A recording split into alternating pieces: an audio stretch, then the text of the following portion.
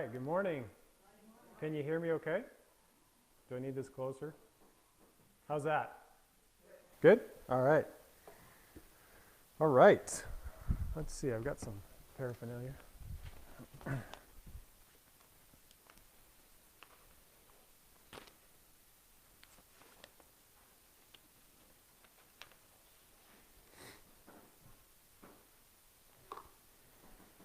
All right, so I'm glad to be here. Glad to have an opportunity to share some stories with you guys this morning. Happy to have you here. Well, good. Thank you.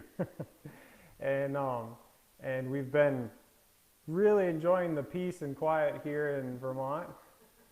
And we decided to pull out of Bolivia and just go home and spend Thanksgiving at home. That's what the veterans were recommending down there. The veteran missionaries told us, why don't you just go spend Thanksgiving at home? It sounded pretty good, so here we are. All right. So I've got some stories this morning, and I'd like to focus on one principle and a few lessons. The principle was what we just read, that God's ways are higher than our ways. God's ways are different, as high as the heavens are above the earth. And sometimes we think we understand Him and what He's doing, but sometimes we don't. And then what? And so I want to talk about that, and how He leads us by faith, not by sight. And the main lesson that I've been learning is that this project is God's project. It's not mine. And that's what we're going to talk about this morning. All right, so the first time I went to Chilca Grande was kind of a surprise. This team of people here is going to Chilca Grande, but the first time we went, it wasn't planned. I was sitting on the side of the road with a car full of doctors and equipment, medicines, and I was meeting the pastor on the side of the road heading out of town. And we had flown people in from other cities. We had made all these preparations, and he was going to take us to a place called Waiku, which was his home village. And we'd been planning this for a long time. And he met me on the side of the road. He never said anything except, oh yeah, meet me on the side of the road. We're, at this place. And yeah. Well, he's the type they call a piki-chaki, which means flea foot. He never stops moving. He's always got a new idea. And I'm always a little guarded when I plan with him because he always comes up with new ideas at the last minute, and this was no exception. He came running over to my window. Hey, guess what? I'm not going with you. And I thought, oh, great. This village, they only speak Quechua. None of us speaks Quechua. And what are we going to do? And besides, I hardly know how to get there. I don't know anybody. And he said, I'm not going with you, but I've arranged something else. I'm going to send you to another village you've never heard of. And you can meet up with this other pastor, and he'll take you in. So anyway, there was nothing for it but to say yes at that point, and off we went to Chilca Grande. So sometimes that's a little hard for me. I mean, my grandfather was the type of guy that said, mean what you say what you mean, and do what you say you're going to do. And to adjust to the culture down there where they don't always do that is a little hard, and I was a little frustrated, but off we went to Chilca Grande. And it turned out to be a really neat location that's not too far from the city, but very rural, and the people speak Quechua every day, and there were many of them, and it's obvious they're subsistence farmers, but it's obvious they plan to stay. They aren't moving to the city. It's a large, thriving community, and so we thought, the doctors worked round the clock nearly for 2 days there, the time that we had, and we thought we need to come back with a bigger team, a plan, and we're going to be prepared, and we can really make an impact here. There's a brand new church plant there, and so we thought, well, let's make a plan. So we planned on October 10, and we made a plan with the pastor and with the people, and we'll come back on October 10. And we had treated, I want to say, 150 people in a couple days. And we thought, if we make a plan, everybody will be here, and we better be well prepared. So We came back October 10. This is the trip going in on October 10. And we got there, different pastor, but he never showed up. The hundreds of people we had seen the first time, only a fraction were in town. A lot of them had gone, the school was on vacation, the kids weren't in school, and we thought, goodness, you know, I thought this is kind of a failure. And we had brought a big team and lots of medicines, and we ended up having not that much to do. I mean, the people, they probably still saw close to 100 patients, but we were expecting 300. So it was a little bit of a letdown. We ended up spending a fair amount of time with our host family because we took long lunch breaks, and you know, there weren't long lines of patients waiting. And I also took a guy I had broken. Go ahead, Howard. What do the patients generally need? Do they all have the same disease, or? No, it's kind of a variety, all sorts of things. I mean, do you have a doctor that goes with you? Or? Yeah, so this time we had a doctor, and we had 2 physical therapists and a dentist. And they stayed fairly busy. The dentist always is busy. There was a line for her all the time, but the doctor stayed pretty busy because he was by himself. The physical therapist, mostly. Usually there's lines, you know, but this time we were prepared and the people weren't there.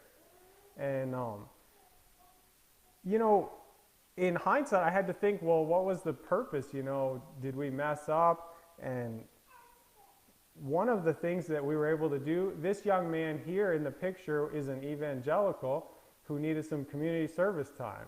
So he went with us, and he wanted to talk about Adventists, and we spent hours and hours talking about doctrine and all of the Bible and all these things. So that was nice.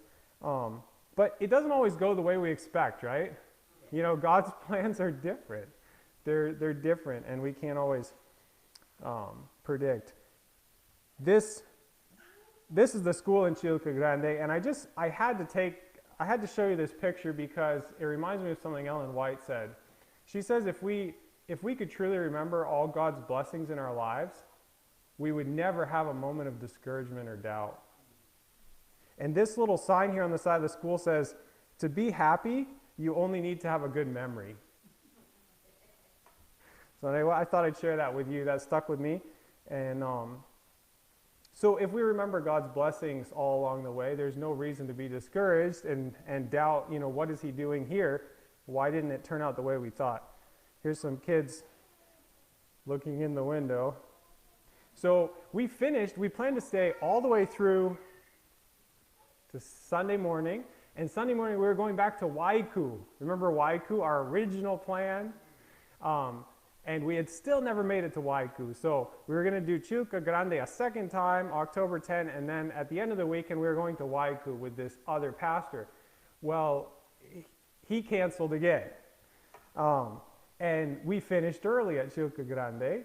And so we were like, why not go home Friday night? Everybody's ready to go home. We've finished treating everybody who wants to be treated. And our host family said, please, please stay and have worship with us on Sabbath morning. And brand new church plant, the pastor wasn't going to be there. So this was Sabbath morning. A church from about an hour and a half drive away, we had just been there, you know, treating 100 patients and the pastor doing everything for us on Sabbath. Anyway, God has his ways, right? But at the time I was pretty discouraged and I thought, what a bummer.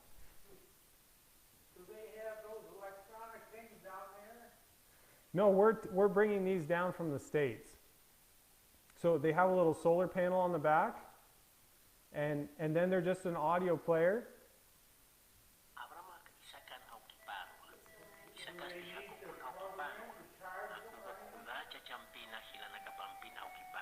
So that's Matthew 1 that it's reading.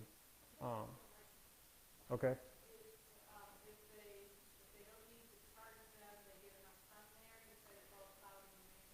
They get sun there, but it's just on Sabbath, it's always cloudy.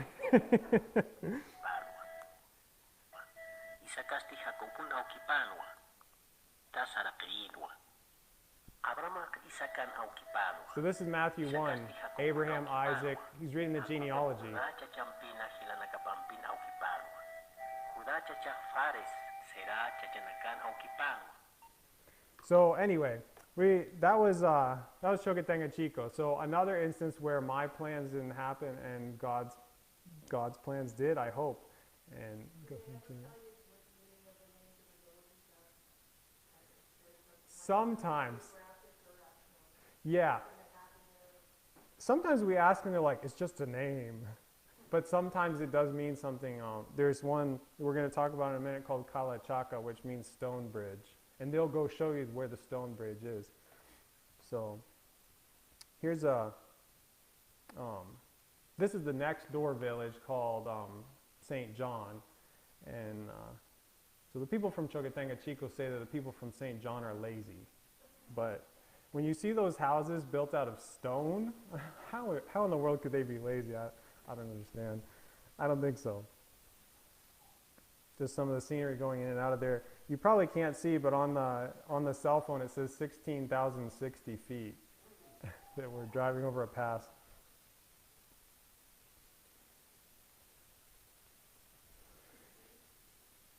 Yeah, it doesn't feel too bad unless you run.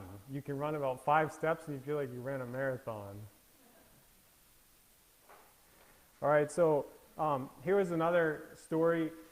Sometimes, God's plans, it's his project, and one of the things he does is protect us from danger, absolutely. And I had taken the conference president into a church anniversary celebration.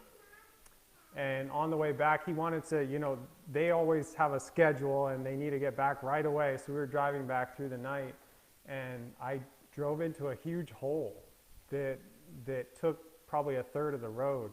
I never saw it.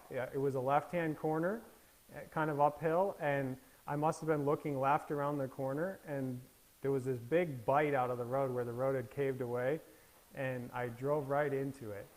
And thanks to our guardian angels, only one wheel fell in. And we kind of skidded across the hole and hung up on the bumper on the far side. And the back wheel was still on solid ground.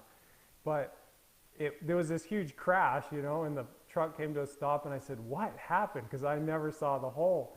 And the conference president says, you just drove off the road. And I said, no, I didn't. The road's here. Like, we're on the road, man. Like, it's this beautiful, wide dirt road. He's like, well, there's nothing out my door. So, and it's dark, it was foggy and snowing. And so anyway, I immediately thought, well, let's put in four-wheel drive and get out of here, whatever this is. Thankfully, we didn't roll the truck off the edge. And then I remembered the only other time I've done something like that, I did more damage trying to get out in a hurry. So I thought, well, I'll get out of the truck and I'll take a good look and make a plan. So I walked around the front and, the headlights are there and I'm trying to see what happened.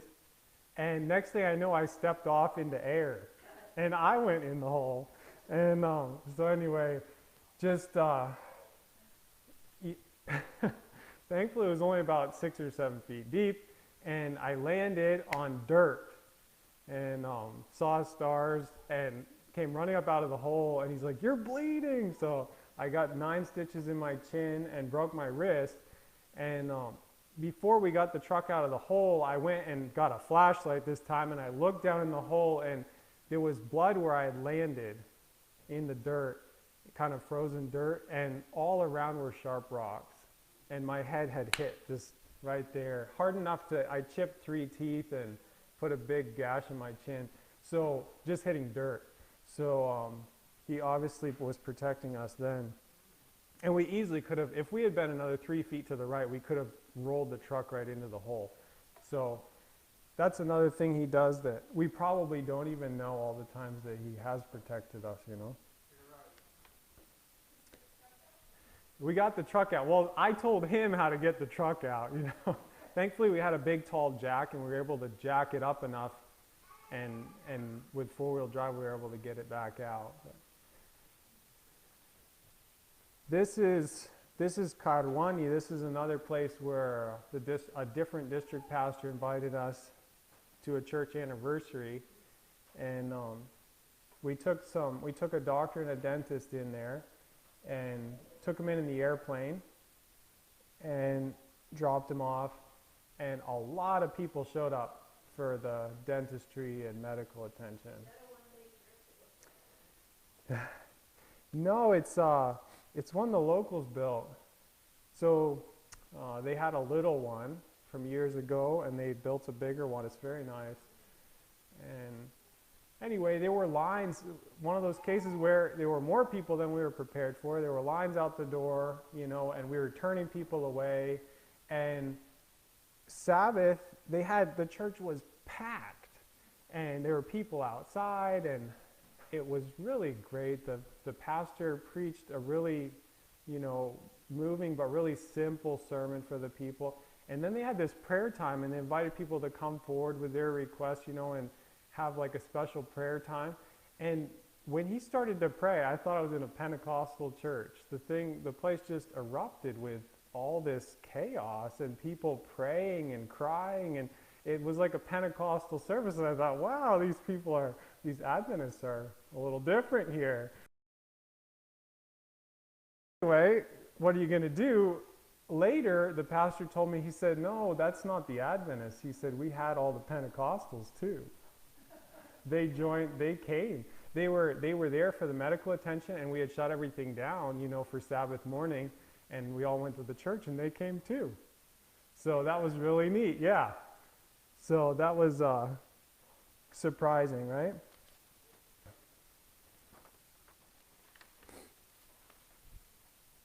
So here's a picture of the baptism they had in the afternoon.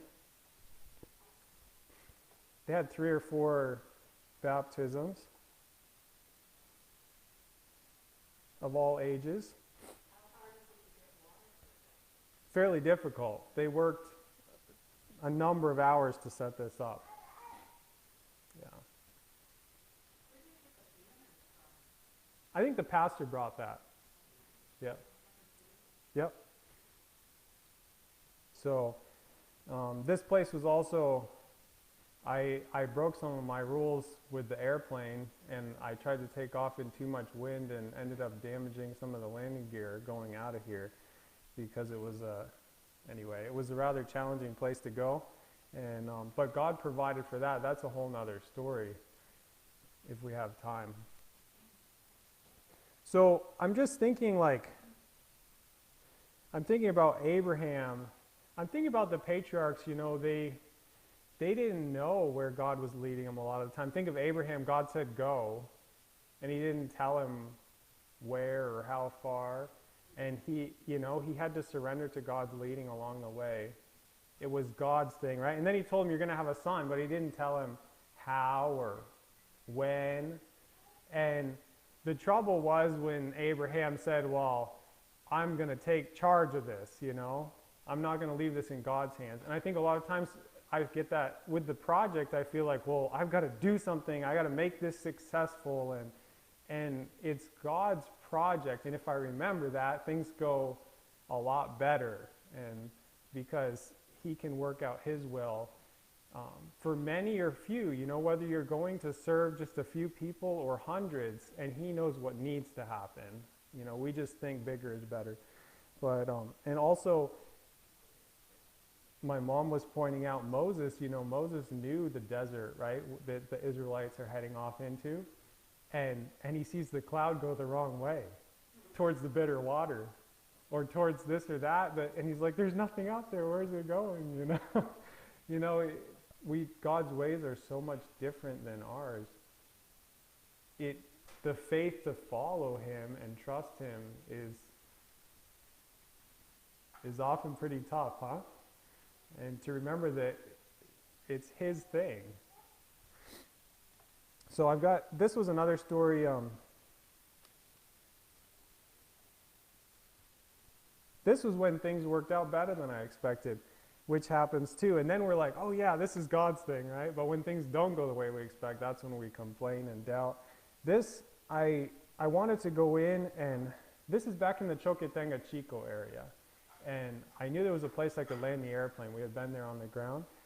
And so I took the airplane in there just kind of to test it out, just by myself, which is what I always go in by myself first. And I don't expect to really accomplish anything except test the runway. Well, I landed there, and it was a beautiful place, beautiful day, and our friends showed up from that area. And this place is called Calachaca. It's just a few miles from. My friend Severito showed up, and he wanted to test out the airplane. He was really excited about it. And then we drew quite a crowd.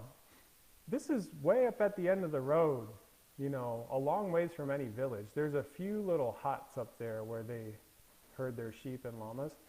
But we had quite a crowd, and I had some oranges I was handing out kind of as just a friendly gesture. And the people asked me, they said, "Can you read to us from the Bible?" And so I said, "Sure," just in Spanish. I can't read in Aymara, but we had a nice little Bible study right there under the wing of the airplane. And I also was able to give out a few more of these to some of the ladies. The lady on the far right is 97 years old, and she had one. We had given her one on one of her earlier trips, but her daughters can't read or write either and speak a little bit of Spanish, but can't read it. And so I gave some to them, and we showed them how to use them. And we had just definitely a divine appointment, you know, to be able to have a Bible study there at 11 in the morning in the middle of nowhere. And so this was what I call my divine appointment with the witch doctor. So I was out doing some practice with the airplane on some established airstrips, kind of abandoned airstrips to the south of Cochabamba. We never go south for anything yet. We'd love to expand to the south, but for now I'm just using some of the airstrips down there as practice because they're easier. And I went into this one place and talked to the people, and they said, "Yeah, feel free to use the airstrip anytime you want, you know, come and spend time with us." And this guy came up to the airplane, and he was kind of begging. The rest of the folks were very friendly, but he was kind of like, "Hey, can you give me something, you know, give me some money or whatever." And he's like, "Do you have anything for little girls?" And I was like, "Well, actually I do." And he's like, "Well, I've got this little 2-year-old girl, and, you know, do you have any clothes or a doll?" And I said, "Actually, I probably do." And so anyway, I was planning to come back to this area the next day and do a little more practice. And so Jodi got some things together overnight, and I went out there and I found him in his wheat field. And he's harvesting wheat with a sickle, you know, by himself. This is subsistence farming. And the people had told me after he left, they had kind of cornered me and said, "Well, that's the witch doctor, you know. He's not really that poor because he charges us lots of money to do these spiritual things, but you know, he's really a terrible person and whatever." And apparently his wife had left him, and so he has this little girl by himself. Anyway, we took in a doll and some things for her, and I just felt like that was a divine appointment, you know, that God had put me there and brought him to the plane and had him ask for the very thing that I could actually do something about. And so there's one of Hadassah's extra dolls. She remembers. Yeah. So the little girl's name is Dominga. I bet she was happy with that. She was. She didn't want to look at the camera, but I think she was pretty happy.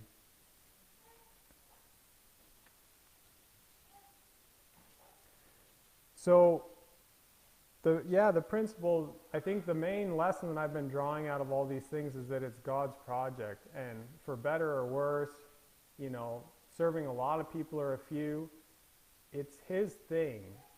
And if I surrender to him and accept where he leads and follow, it's a lot better than sheep leading sheep. You know, when we try to do our own thing and me trying to lead that project is like sheep leading sheep. And, you know, sheep will follow sheep if you've ever watched them, but it never turns out very well. You know, they're like, one runs this way and they all think, well, that's the new idea, and they all go running off, and then, you know, pretty soon they're lost. And so it's a lot better if the shepherd does the leading and I do the following. And sometimes he steers me towards bigger, greater things because I'm thinking too small, I'm dreaming too small. And sometimes he steers us towards the humble, small things and spending a whole weekend with just a handful of people.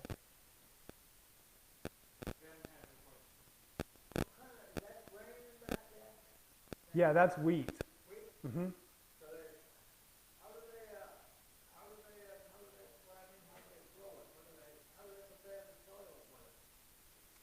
With an ox, they use oxen. Uh-huh. By hand. With a sickle. Mm-hmm. Yeah, I haven't seen them thresh it. It's all by hand. Yeah, so there are places in Bolivia where they have mechanized farms and all, but this surprised me because it's about a 4-hour drive from a major city, and yet it's super rural and subsistence farming and no technology at all. So that's where potatoes came from, is it? Yeah, they grow potatoes too, so potatoes and wheat are their main things. This area is so dry that they focus more on wheat. Apparently it does better. Do they get any snow up there? No, not here. This is about 10,000 feet, and so you get like 12,000 and higher, you get snow. Like 16 degrees, so I don't know, 800 miles? I don't remember exactly what that is.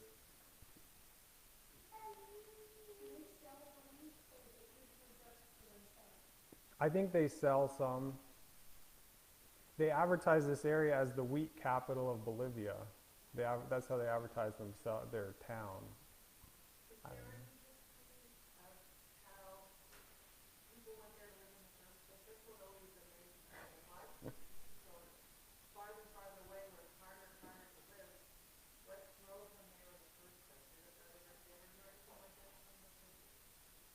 No, I haven't. Very interesting though. Do they use fertilizer? That was pretty high. They do use some fertilizer. Mm-hmm. Yeah, they do buy some chemical fertilizer, and they use they almost always have some animals, some donkeys, and they have the oxen, maybe they have a few cows that they milk, and they use the manure from that to grow their crops. So it's all, yeah, well, not all organic, but it's all very dependent on, one thing's dependent on the next. Do they have any machinery? Yeah, it depends on the area. A lot of places will have a tractor, but you know, this particular region is very poor and they don't have tractors. Yeah.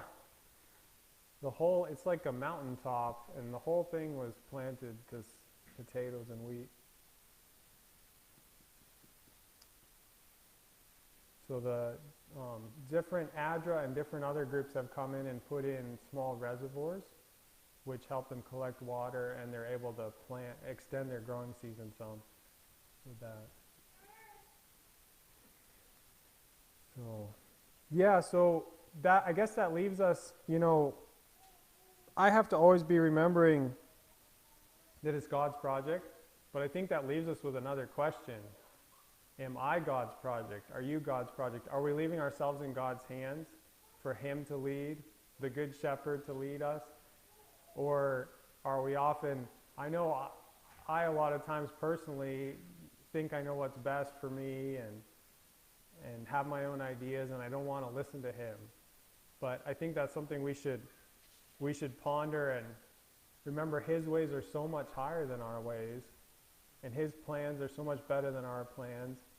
And if we put ourselves in His hands, then He's free to actually do His will with us.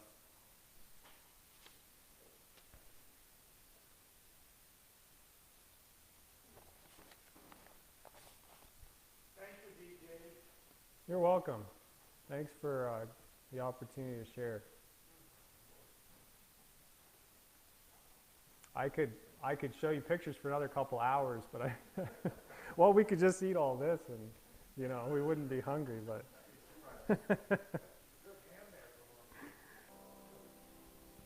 Let's bow our heads.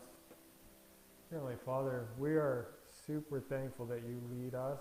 You can see the future, you know everything, and you have the perspective that we need to be able to do your will. Lord, help us surrender to your leading. Help us remember who's in charge. Help us remember that you're a good shepherd and that you truly are ready and willing and waiting to lead us if we simply desire that. Please send us from this place with your blessing, with your Holy Spirit in our hearts. In Jesus' name, amen.